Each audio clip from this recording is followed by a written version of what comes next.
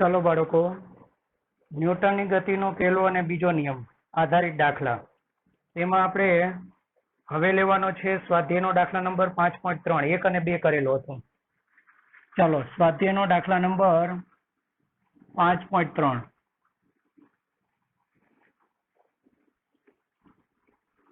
रकम वाँचो 0.05 सॉरी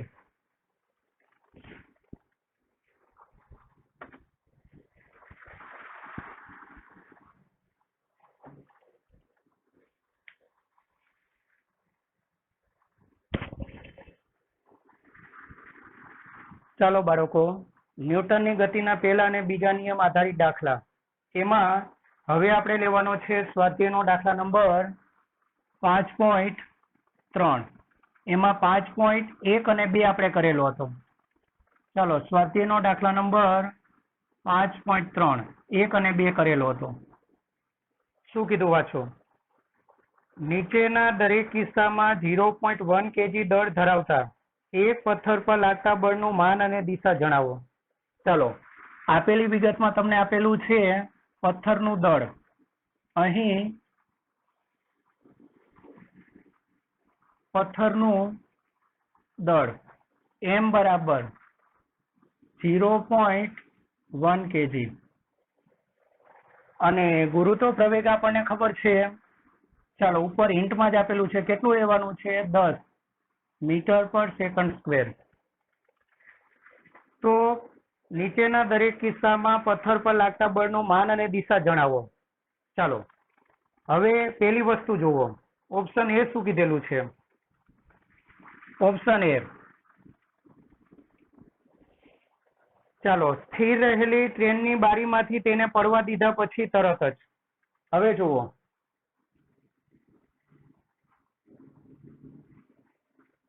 ચાલો ધારો કે આ ટ્રેન બરાબર, હવે તમે આની બારીમાંથી એક પથ્થરને પડવા દઈએ છે, ધારો કે આ મુક્ત કરેલો પથ્થર, તો દેખીતી વાત છે કે આખે આખું જે આ જે વિસ્તાર છે ગુરુત્વાકર્ષણ ક્ષેત્રમાં છે, એટલે દેખીતી વાત છે કે આને નીચે એક બળ લાગે, વજન બળ, અધો દિશામાં વજન બળ તો લાગશે દરેકે દરેક કેસમાં।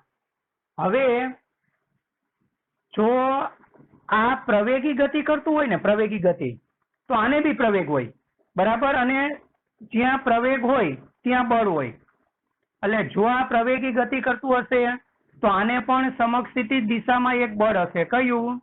ma। એટલે જો આને પ્રવેગ હશે તો, જો આને પ્રવેગ હશે તો બરાબર, એટલે જો આ સ્થિર હોય, પેલા કેસમાં કીધેલું છે સ્થિર, અને સ્થિર હોય તો પ્રવેગ ન હોય, અને પ્રવેગ ન હોય તો એને સમક્ષિતિ દિશામાં બળ નહીં હોય, તો માત્ર એક જ બળ હશે, કયું? ગુરુત્વાકર્ષી બળ। પછી બીજા કેસમાં વેગ અચળ લીધેલો છે, અને અચળ વેગ હોય તો બી પ્રવેગ ન હોય, પ્રવેગ ન હોય તો આ બળ નહીં હોય, તો માત્ર એક જ બળ હશે, કયું? ગુરુત્વાકર્ષી બળ। ચાલો પેલો કેસ જોવો, સ્થિર રહેલી ટ્રેનની બારીમાંથી તેને પડવા દીધા પછી તરત જ, એટલે જે ક્ષણે એને મુક્ત પતન કરાવે છે એ ક્ષણે જ। ચાલો બરાબર, ચાલો આપણે લખશું અહીં પથ્થરને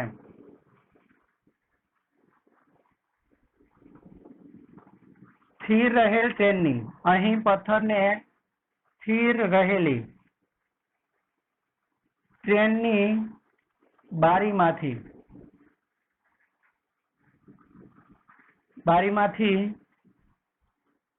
મુક્ત કરવામાં આવે છે, બારીમાંથી મુક્ત કરવામાં આવે છે। આથી તેને માત્ર, આથી તેના પર માત્ર, તેના પર માત્ર કયું બળ લાગે? કારણ કે સ્થિર છે બરાબર, સ્થિર છે એટલે સમક્ષિતિ દિશામાં કોઈ બળ નહીં હોય, આથી તેના પર માત્ર ગુરુત્વાકર્ષણ બળ લાગે, તેના પર માત્ર ગુરુત્વાકર્ષણ બળ લાગે. બરાબર. ચાલો, માટે ગુરુત્વાકર્ષણ બળ F બરાબર ગુરુત્વાકર્ષણ બળ F બરાબર mg. ચાલો, m કેટલા છે?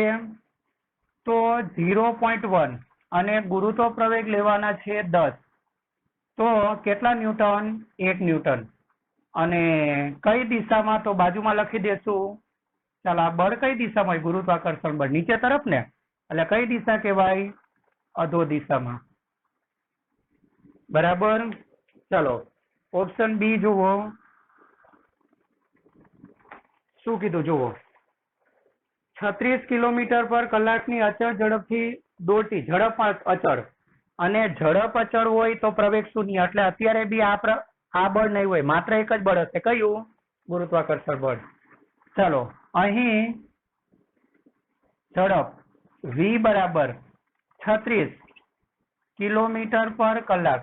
ચાલો, એને શેમાં ફેરવશું? મીટર પર સેકન્ડ, કારણ કે આ મીટર પર સેકન્ડમાં છે આ બધા ડેટા. ચાલો, એટલે 36 કિલોના 1000 મીટર અને કલાકના 3600 સેકન્ડ બરાબર 2 શૂન્ય કાઢી નાખો. 36 સાથે 36 કેન્સલ થાય, એટલે કેટલા?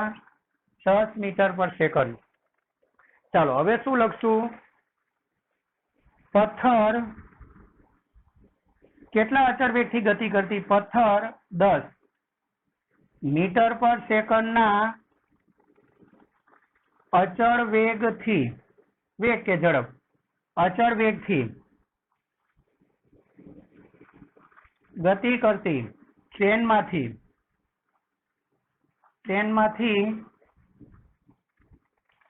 મુક્ત કરવામાં આવે છે, અથવા પડતો મૂકવામાં આવે છે. ટ્રેનમાંથી મુક્ત કરવામાં આવે છે. આથી તેના પર માત્ર ચાલો, કયું બળ લાગે? ગુરુત્વાકર્ષણ બળ લાગે. ગુરુત્વાકર્ષણ બળ લાગશે. ચાલો, માટે ગુરુત્વાકર્ષણ બળ F બરાબર. ચાલો, માટે ગુરુત્વાકર્ષણ બળ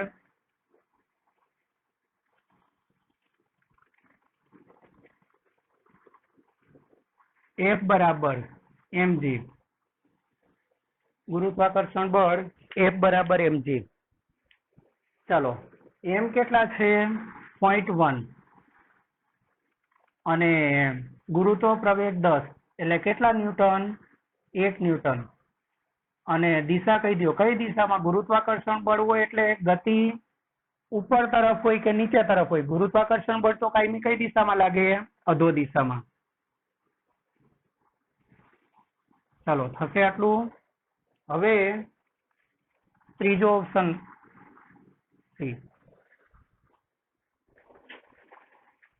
1 મીટર પર સેકન્ડ થી પ્રવેગિત થતી ટ્રેનમાંથી. ચાલો, હવે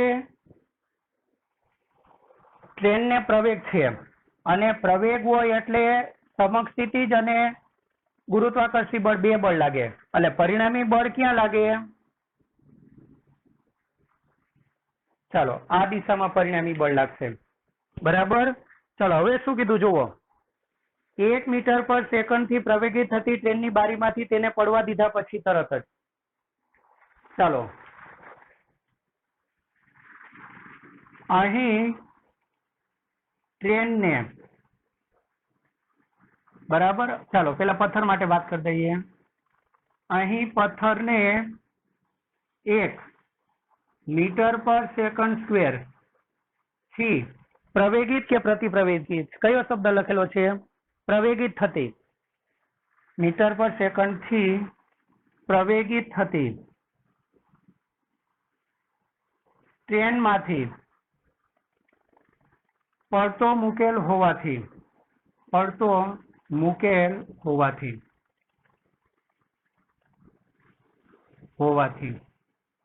ચાલો, તેના પર સમક્ષિતિજ બળ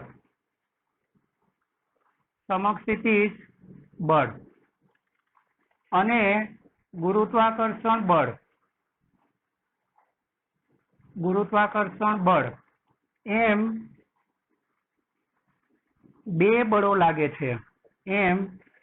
બે બળો લાગે છે ચલો થયું માટે સમક્ષિતિજ બળ એને હું F1 કહી દઉં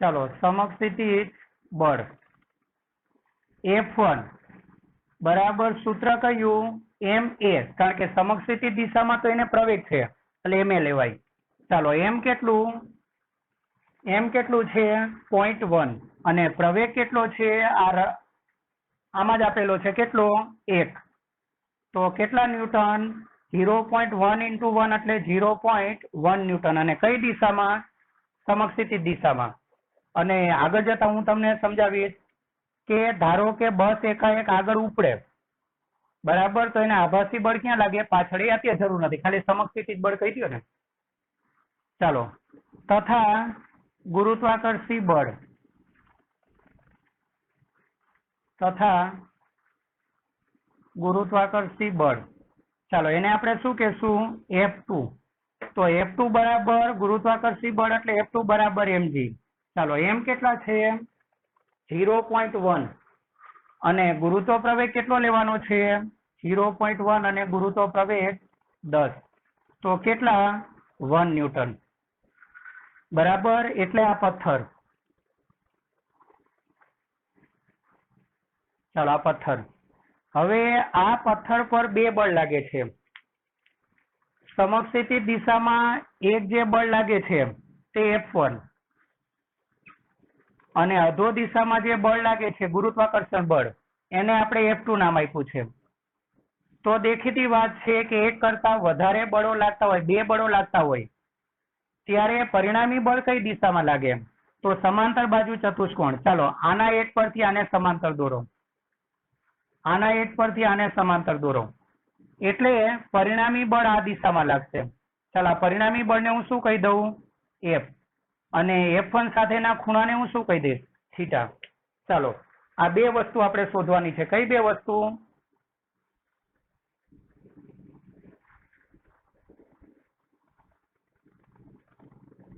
ચાલો બે વસ્તુ શોધવાની છે કઈ બે વસ્તુ F અને થીટા ચાલો પથ્થર પર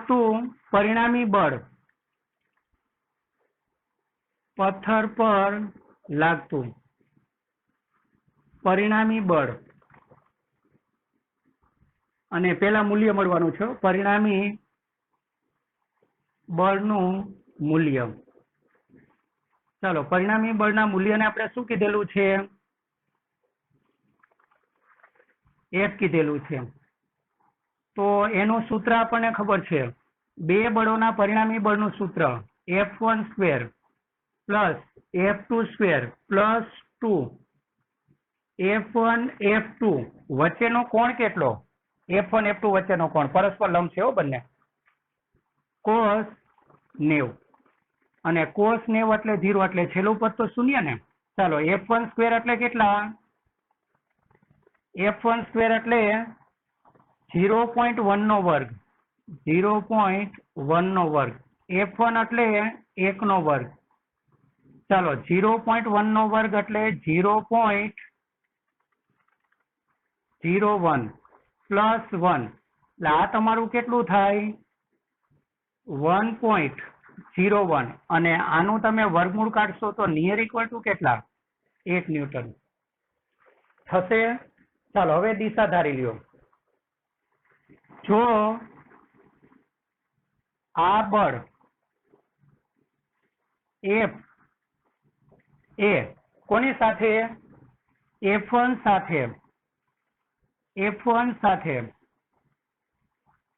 થીટા કોણે હોય તો આ પરિણામી બળ છે F1 સાથે થીટા કોણે હોય તો ચાલો કયું વિધેય લાગુ પાડવાનું હોય તો tan થીટા બરાબર સામેની બાજુ ચાલો આ તમારો કાટખૂણો થાય એટલે આ ખૂણા માટે આ સામેની બાજુ કહેવાય. સામેની બાજુ એટલે કઈ?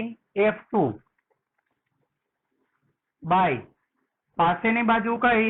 સામેની બાજુ F2 ને, અને પાછળની બાજુ કઈ? F1. ચાલો F2 કેટલા છે? F2 તો F2 1 અને F1 કેટલા? 0.1. ચાલો 0.1 એટલે 1/10. 10 છેદનો છેદ અંશમાં જાય એટલે 10.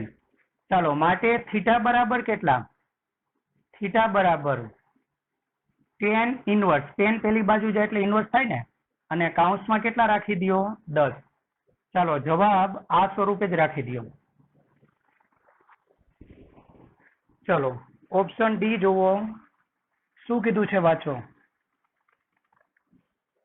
1 મીટર પર સેકન્ડ સ્ક્વેરથી 1 મીટર પર સેકન્ડ સ્ક્વેરથી પ્રવેગી થતી ટ્રેનના તળિયા પર ટ્રેનની સાપેક્ષે સ્થિર રહેલો હોય ત્યારે પથ્થરો, અને દરેક કિસ્સામાં હવાનો અવરોધ અવગણો. ચાલો એટલે આ કેસમાં તમને શું કીધેલું છે? ધારો કે આ ટ્રેન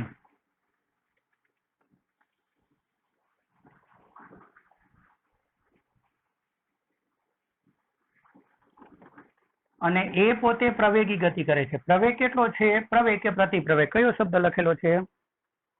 પ્રવેગિત થતી બરાબર 1 મીટર પર સેકન્ડ સ્ક્વેર આટલો પ્રવેગ છે. પણ આ પથ્થર અહીંયા કેવો છે? પથ્થર સ્થિર છે.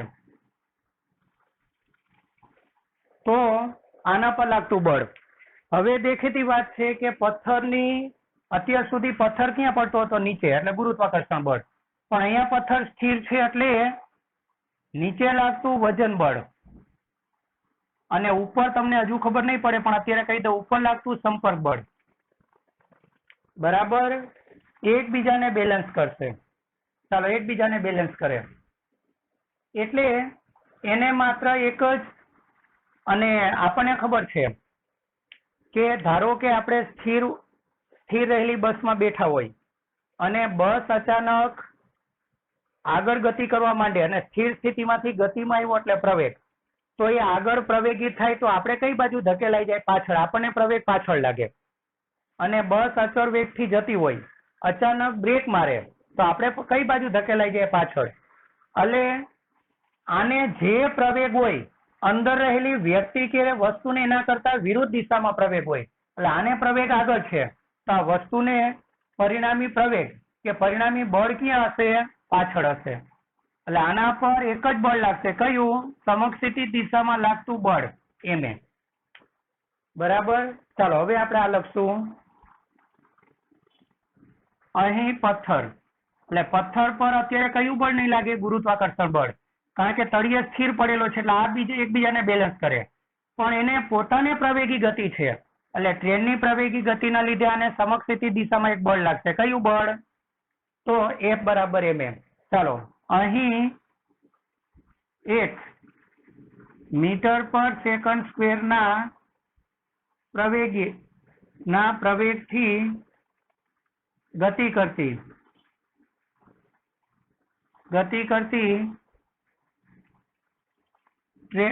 કરતી ટ્રેનના તળિયે સ્થિર રહેલા પથ્થર પર માત્ર કઈ દિશામાં બળ લાગશે? માત્ર સમક્ષિતિ દિશામાં જ બળ લાગશે. માત્ર સમક્ષિતિ દિશામાં જ બળ લાગે. અને આગળ જતા આપણે વાત કરશું આને આભાસી બળ કહેવાય. શું કહેવાય? આભાસી બળ. અત્યારે ખાલી સમક્ષિતિ જ બળ જ કહી દો ને. ચાલો માટે સમક્ષિતિ જ બળ F બરાબર m into a. ચાલો m કેટલા છે? 0.1 અને પ્રવેગ કેટલો છે આને? 1. તો કેટલા ન્યૂટન? 0.1 ન્યૂટન. અને એક જ બળ છે તો પરિણામી બળ એની દિશામાં છે. બે બળ હોય ને તો હમણાં ઓપ્શન સી માં મેળવું એ રીતે પરિણામી મેળવવું, પણ એક જ બળ હોય તો પરિણામી બળ આ દિશામાં જ હોય. ચાલો આ દાખલો આ રીતે થાય. ચાલો સ્વાધ્યાયનો દાખલા નંબર આપણે 1, 2, 3 5, 6, 7, 8 આટલા દાખલા આપણે કર્યા અને 10 સ્વાધ્યાયનો દાખલા નંબર 10 બરાબર. હવે સ્વાધ્યાયનો દાખલા નંબર 5.14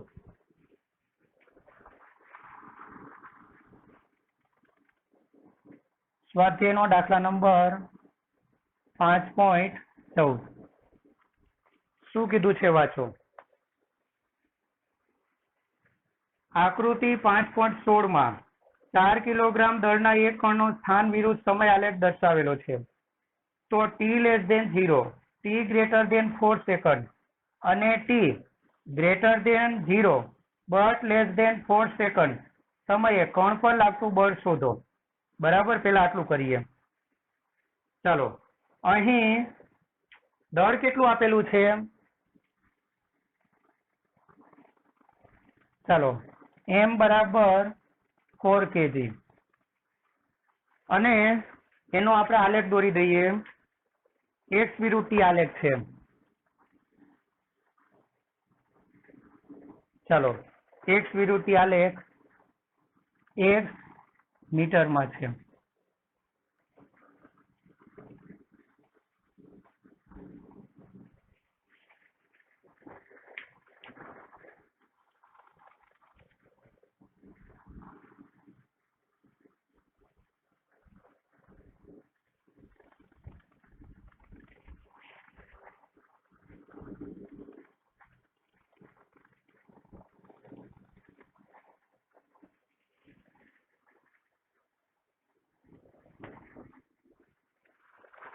ચાલો, સ્વાધ્યાયનો દાખલા નંબર 5.14 એમાં કણનું દળ આપ્યું છે 4 kg અને x વિરુદ્ધ t આલેખ આપેલો છે.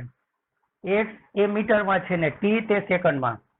બરાબર, એટલે એનો ગતિપથ આ રીતે છે. 0 થી 4 સેકન્ડ સુધી આલેખ સુરેખ છે અને x વિરુદ્ધ t આલેખ સુરેખ, તો વેગ કેવો? અચળ. ચાલો, પછી 4 સેકન્ડ થી આગળ આ જે આલેખ છે ને એ ટી અક્ષને સમાંતર બની જાય. ટી અક્ષને સમાંતર બની જાય, નવું અંતર મળતું નથી, મતલબ પદાર્થ કેવો થઈ જાય? સ્થિર.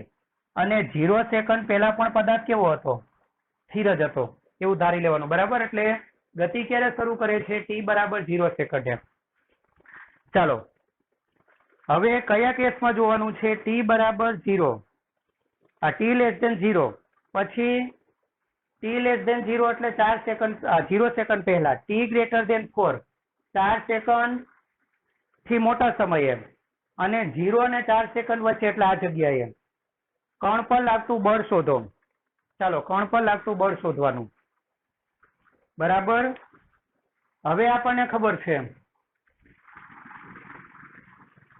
ખબર છે કે બળનો આઘાત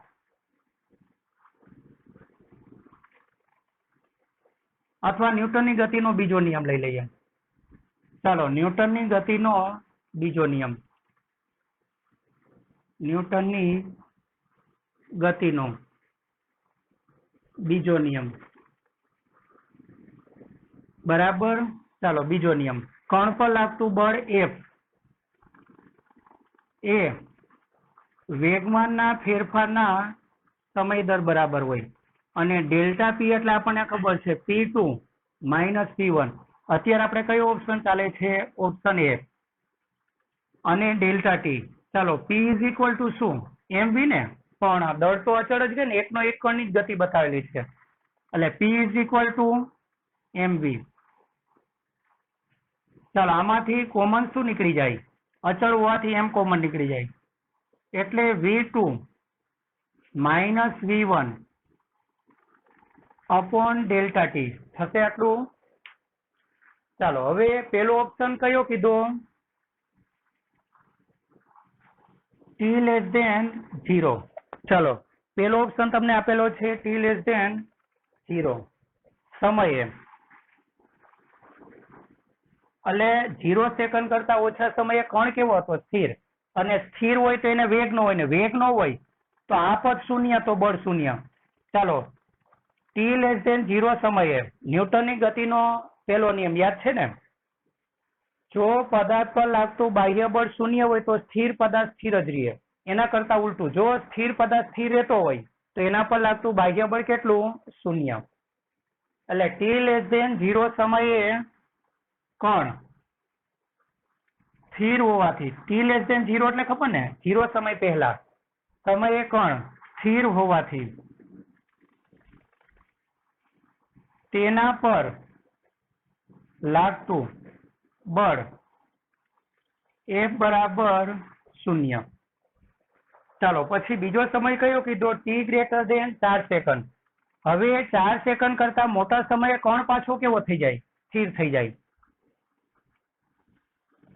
ચાલો t greater than 0, sorry, t greater than 4 second સમયે કણ સ્થિર થઈ જતો હોવાથી, સ્થિર થઈ જતો હોવાથી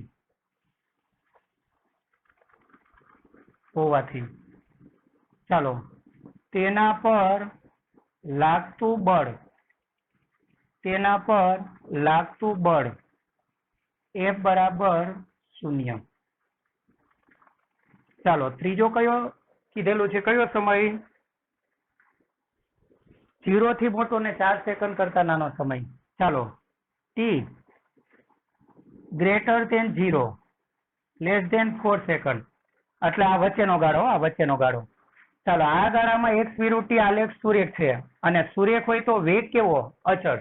અને વેગ અચળ હોય તો પેલો નિયમ યાદ કરો, જો પદાર્થ પર લાગતું બાહ્ય બળ 0 હોય તો સ્થિર પદાર્થ સ્થિર રહે છે, અને અચળ વેગી ગતિ કરતો પદાર્થ અચળ વેગી ગતિ જાળવી રાખે. એટલે વેગ અચળ હોય તો એ કેસમાં લાગતું બળ પણ કેટલું? 0. ચાલો 0, t greater than 0 less than 4 second સમયગાળામાં, આ સમયગાળો કહેવાય હો, પેલું સમય હતો. સમયગાળામાં x વિરુદ્ધ t આલેખ સુરેખ હોવાથી, આલેખ સુરેખ હોવાથી વેગ કેવો થશે? અચળ. વેગ અચળ થશે. ચાલો અચળ થશે. આથી લાગતું બળ F બરાબર 0 થાય. લાગતું બળ કેટલું થાય? 0. ચાલો આટલું ધ્યાન રાખવાનું, બરાબર. હવે ઓપ્શન બી જોવો, શું કીધું છે વાંચો.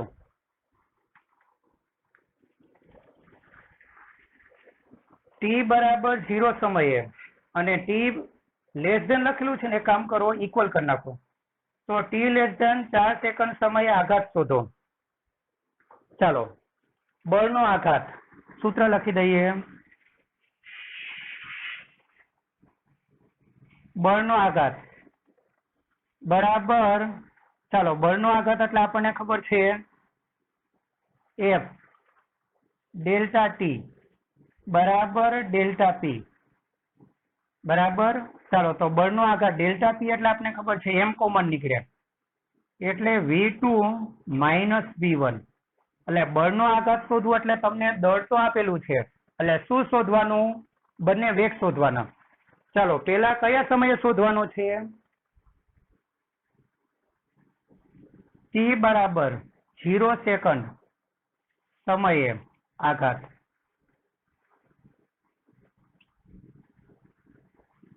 ચાલો હવે આમાં શું કરવાનું જુઓ, તમારે બે વેગ શોધવાના છે, પ્રારંભિક અને અંતિમ.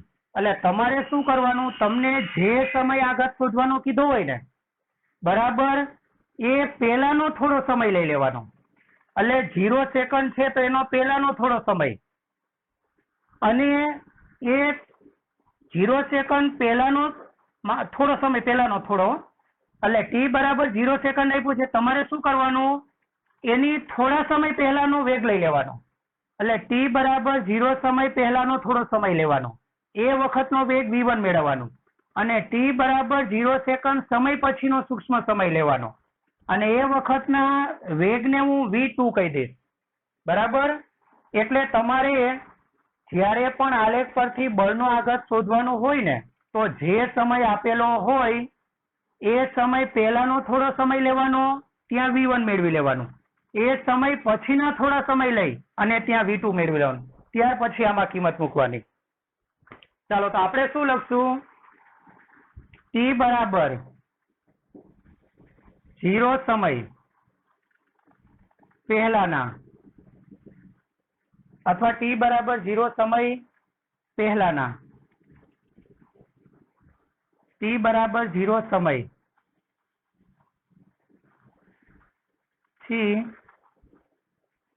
સૂક્ષ્મ સમય પહેલા વેગ, એ વેગને હું શું કહું? ટી બરાબર 0 સમય થી સૂક્ષ્મ સમય પહેલા વેગ. હવે એ કેવો હતો? 0 સમય પહેલા તો કેવો હતો? એ સ્થિર હતો, એટલે વેગ કેટલું? 0. ચાલો હવે શું લખશું? તથા ટી બરાબર 0 સમયથી સૂક્ષ્મ સમય પછી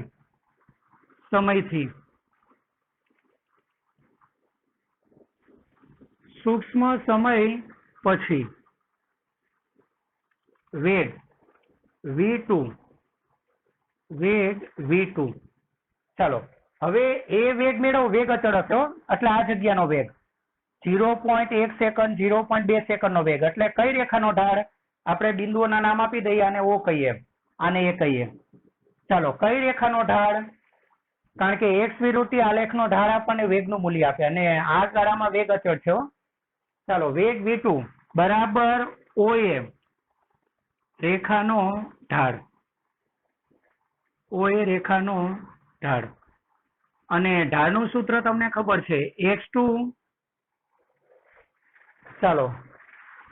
x2 minus x1 upon T2 minus T1. અને આલેખ સુરેખ હોય ને તો આ ગાળામાં મળતો સરેરાશ અને વચ્ચેના કોઈ પણ સમયે મળતો તત્કાલીન એક જ હોય. એટલે આ ખરેખર તમારું તત્કાલીન કહેવાય, પણ સૂત્ર શેનું વાપર્યું આપણે? સરેરાશનું. ચાલો x2 કેટલા? x2 એટલે આને તમે પ્રારંભિક સ્થિતિ કહેજો, આને અંતિમ કહેજો.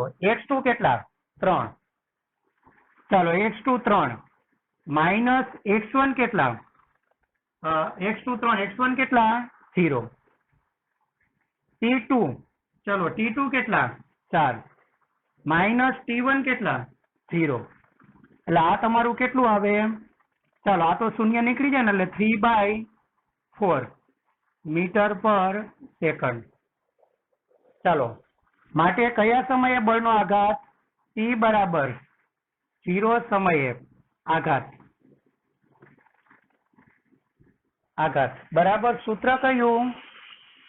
m v2 minus v1. ચાલો m કેટલા છે? m 4. m કેટલા? 4. v2 કેટલા? ચાલો v2 કેટલા? 3/4 માઇનસ v1 કેટલા? v1 0. ચાલો આ 0 તો લખવાની જરૂર નથી ને, 4 કેન્સલ થઈ જાય. કેટલા? 3. અને એકમ બળના આઘાતનો એકમ વેગમાન જેવો હોય, એટલે આનો એકમ કયો? ન્યૂટન ઇન્ટુ સેકન્ડ, અથવા બીજો એકમ છે કિલોગ્રામ મીટર પર સેકન્ડ. ચાલો આમાં જ બીજો વિભાગ, ટી બરાબર 4 સેકન્ડ સમય આઘાત. ચાલો બીજો ભાગ શું શોધવાનું છે? ટી બરાબર 4 સેકન્ડે આઘાત બરાબર, આ શોધવાનું છે આપણે. ચાલો આપણે શું કરશું? 4 સેકન્ડ પહેલાનો સૂક્ષ્મ સમય, એટલે આ જગ્યા ને એના પહેલાના સૂક્ષ્મ સમય એટલે કઈ રેખાનો ઢાળ? એટલે તમારે શું કરવાનું? 4 સેકન્ડ છે ને, તો એનો પહેલાનો સૂક્ષ્મ સમય, એટલે ત્યાં વેગ તમને ઓય રેખાનો ઢાળથી જ મળશે ને, અને એના પછીના સૂક્ષ્મ સમયે, પણ પછીના સૂક્ષ્મ સમયે તો વેગ કેટલો થઈ ગયો છે? 0. ચાલો ટી બરાબર 4 સેકન્ડ પહેલાના સૂક્ષ્મ સમય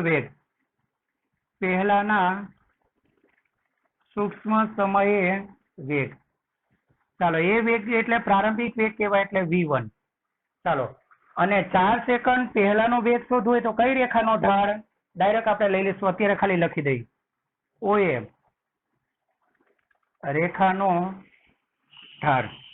ચાલો OA રેખાનો ઢાળ બરાબર, એટલે એ કેટલો મળે છે તમને? ડાયરેક્ટ અહીંયા ઉપરથી જ લખી દઈએ. કેટલો? 3/4 4 મીટર પર સેકન્ડ। ચાલો, તથા ટી બરાબર 4 સેકન્ડ પછીના સૂક્ષ્મ સમયે વેગ। ચાલો, એ વેગને હું શું કહી દઉં, v2 બરાબર કેટલા, 0, કારણ કે 4 સેકન્ડ પછીના સમયે તો કણ કેવો થઈ જાય છે, સ્થિર। ચાલો, માટે ટી બરાબર 4 સેકન્ડે આઘાત, બળનો આઘાત બરાબર સૂત્ર કયું, એમ v2 માઇનસ v1। ચાલો, એમ કેટલા, 4, દળ કેટલું છે આનું, 4, v2 કેટલા, v2 0, અને v1 કેટલા, 3/4। ચાલો, 4 4 કેન્સલ થાય અને કેટલા બચી જાય, -3, અને એકમ કયો, ન્યૂટન ઇન્ટુ સેકન્ડ, બરાબર।